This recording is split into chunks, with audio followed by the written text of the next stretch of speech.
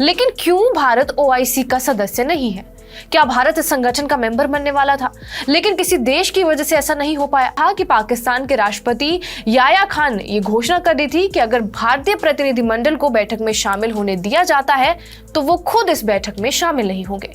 भारत के प्रधानमंत्री नरेंद्र मोदी 22 से 23 अक्टूबर को होने जा रहे 16वें ब्रिक्स शिखर सम्मेलन में भाग लेने के लिए रूस जाएंगे। अब ऐसे में पाकिस्तान की दावेदारी को लेकर अटकलें तेज हो गई हैं। हालांकि सभी देशों की सहमति से ही पाकिस्तान को ब्रिक्स में एंट्री मिल पाएगी और ब्रिक्स में भारत भी मौजूद है। लेकिन क्या भारत पाकिस्तान को ब्रिक्स का सदस्य देश बनने देगा, वो हम नहीं जानेंगे। हम आपको वो किस्सा बताएंगे जब पाकिस्तान के कारण ही भारत एक संगठन में शामिल नहीं हो पाया था।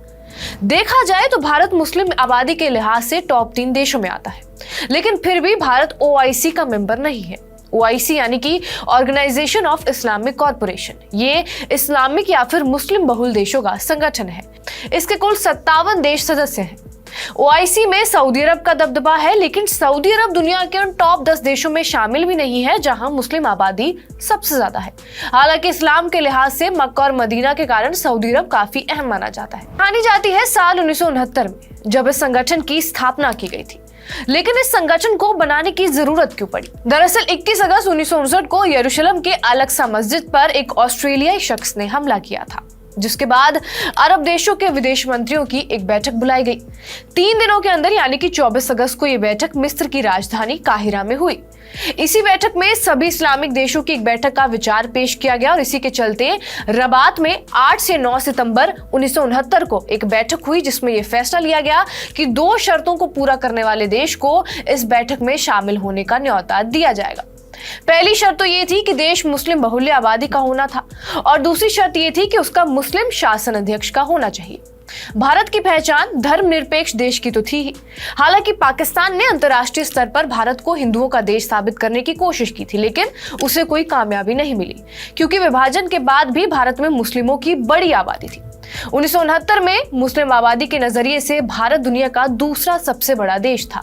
हालांकि ताज्जुब वाली बात यह भी थी कि भारत के पहले पीएम जवाहरलाल नेहरू ने यह कहा था कि भारत किसी भी पैन इस्लामिक देशों का सदस्य नहीं बनेगा, लेकिन बाद में भारत ने अपनी नीतियों में बदलाव कर लिया ताकि पाकिस्तान उन देशों पर दबदबा ना बनाने लग पड़े। शुरुआत में हमने आपको बताया था कि एक बैठक होने वाली थी, पर क्या भारत को उसमें न्योता दिया गया था?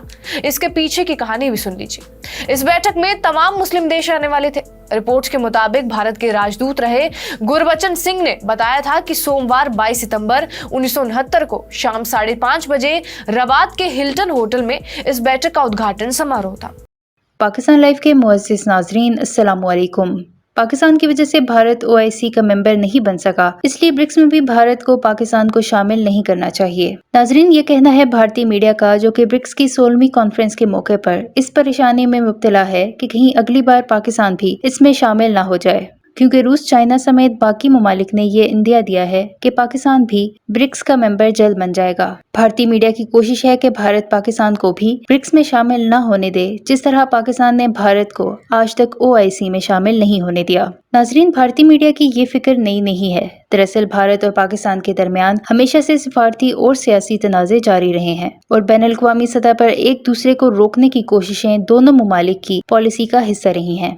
भारत की ये शिकायत है कि पाकिस्तान ने उसे ओआईसी का मेंबर नहीं बनने दिया और भारत की आबादी में मुसलमानों की बड़ी तादाद मौजूद होने के बावजूद उसे इस्लामी दुनिया में मुनासिब नुमाइंदगी नहीं मिली। यही सूरत हाल अब ब्रिक्स में भी नजर आ रही है, जहां भारतीय मीडिया इस खदशे का इजहार कर रहा है कि कहीं पाकिस्तान भी इस अहम इक्तिसादी और सियासी प्लेटफॉर्म का हिस्सा न बन जाए। भारत का मानना है कि ब्रिक्स में पाकिस्तान की शमूलियत से खित्ते में उसकी सिफारती और इक्तिसादी बर्तरी को नुकसान पहुंचेगा। खासतौर पर चीन और रूस जैसे ताकतवर ममालिक की हमायत पाकिस्तान को हासिल हो सकती है। भारतीय मीडिया पर इस बात पर भी काफी बहस हो रही है कि किस तरह भारत को ब्रिक्स में अपने असर और रसूख को इस्तेमाल करके पाकिस्तान की शमूलियत को रोकना चाहिए। उनके मुताबिक अगर भारत पाकिस्तान को रोकने में नाकाम रहा तो ये न सिर्फ भारत के लिए सफारती महाज पर शिकस्त होगी, बल्कि जनूबी एशिया में ताकत के तवाज़ुन पर भी बड़ा असर डालेगी। ताहम दूसरी जानिब पाकिस्तान के ब्रिक्स में शामिल होने के इम्कानात रोशन नजर आ रहे हैं, क्योंकि रूस, चीन और दीगर अहम ममालिक पाकिस्तान की शमूलियत के हवाले से मुस्बत रवैया रखते हैं। ब्रिक्स की इक्तिसादी और सियासी ताकत में इजाफे के लिए पाकिस्तान जैसे अहम मुल्क की शमूलियत आलमी सतह पर एक अहम पेशरफ्त हो सकती है। नाजरीन, भारतीय मीडिया की इस बेचैनी को देखकर ये सवाल भी उठता है कि क्या भारत अपनी जाती दुश्मनियों की वजह से आलमी सतह पर सिफारती मौके को महदूद करने की कोशिश कर रहा है या फिर ब्रिक्स जैसे प्लेटफॉर्म को खित्ते की बेहतरी के बजाय अपनी सियासत का शिकार बना रहा है। यही वो निकात हैं जो आने वाले दिनों में इस बहस को मजीद आगे बढ़ाएंगे। इस हवाले से भारतीय मीडिया पे क्या चल रहा है इस वीडियो में देखें। वीडियो में आगे बढ़ने से पहले मेरे चैनल पाकिस्तान लाइव को सब्सक्राइब जरूर करें ताकि आने वाली वीडियो अपडेट से आगाह रहें। उन्होंने बताया कि मोरक्को के चीफ ऑफ प्रोटोकॉल्स ने उन्हें फोन करके मोरक्को के विदेश मंत्री अहमद लाराकी के पास भेज दिया। उन्होंने बताया कि सभी लोगों ने एक मत से ये फैसला लिया है कि भारत को भी इस बैठक के लिए अपना आधिकारिक प्रतिनिधिमंडल भेजना चाहिए। अब ऐसे में गुरबचन सिंह को जल्द से जल्द भारतीय प्रतिनिधिमंडल को बुलाने के इंतजाम करने थे। गुरबचन सिंह को इसके लिए भारत के विदेश मंत्रालय से परमिशन लेनी थी, लिहाजा वो दफ्तर लौटे। उन्होंने ये सारी बातें तत्कालीन विदेश मंत्री केवल सिंह को बताई और उन्होंने गुरबचन सिंह को सम्मेलन में हिस्सा लेने को कह दिया। गुरबचन सिंह अपने साथ डॉक्टर अब्दुल अलीम और अपने सचिव इशरत अजीज को लेकर बैठक में शामिल हो गए। 5 बजे शाम की बैठक में मोरक्को के किंग ने भारतीय प्रतिनिधिमंडल का स्वागत किया और बताया कि अगले दिन भारतीय प्रतिनिधिमंडल बैठक में शामिल होगा। गुरबचन सिंह को जब बैठक को संबोधित करने का मौका मिला तो उन्होंने ये बताया कि भारत के औद्योगिक विकास मंत्री फखरुद्दीन अली अहमद रबात के लिए रवाना हो चुके हैं और अगले दिन की बैठक में शामिल होंगे। रात 10 बजे तक ये सेशन चला पर कहीं से भी भारत के विरोध को लेकर कोई बात नहीं छिड़ी। लेकिन 24 सितंबर की सुबह लाराकी ने एक बार फिर गुरबचन सिंह को मिलने के लिए बुलाया और कहा कि अहमदाबाद दंगों की वजह से कुछ सदस्य देशों ने भारत की मौजूदगी पर आपत्ति जताई है और उन्होंने सुबह के सत्र से भारतीय दल को न आने की सलाह दी है। लेकिन दिक्कत ये थी कि भारतीय प्रतिनिधिमंडल निकल चुका था और जल्द ही आने वाला था। इसके चलते सुबह का सत्र 1 बजे तक शुरू भी नहीं हो पाया। याया खान को कई देशों के शासन अध्यक्ष ने फोन करने की कोशिश की लेकिन वो फोन पर भी उपलब्ध नहीं थे। ये भी कहा जाता है कि उन्हें मनाने के लिए ईरान से लेकर सऊदी अरब के प्रमुख भी पहुंचे लेकिन उन्होंने मिलने से ही इनकार कर दिया। कॉन्फ्रेंस शुरू हुई और इस कॉन्फ्रेंस के चेयरमैन होने के नाते किंग हसन ने अहमद के सामने अहमदाबाद दंगे का हवाला देते हुए कुछ सदस्य देशों के विरोध की बात बताई और कहा कि भारतीय दल इस बैठक में शामिल नहीं हो सकता है और अगर शामिल होना भी चाहता है तो वो सिर्फ और सिर्फ ऑब्जर्वर के तौर पर शामिल होगा, जिसे भारत ने स्वीकार नहीं किया। इसके बाद एक और प्रस्ताव रखा गया कि भारत स्वेच्छा से इस बैठक में शामिल नहीं हो।